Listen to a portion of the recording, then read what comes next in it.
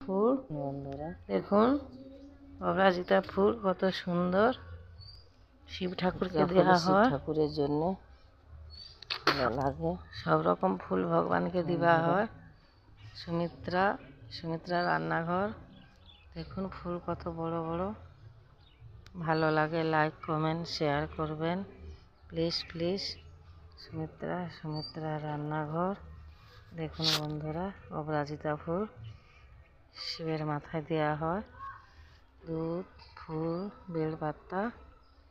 দেখুন বন্ধুরা, ভালো লাগে ভিডিওটা, লাইক কমেন্ট শেয়ার করবেন প্লিজ।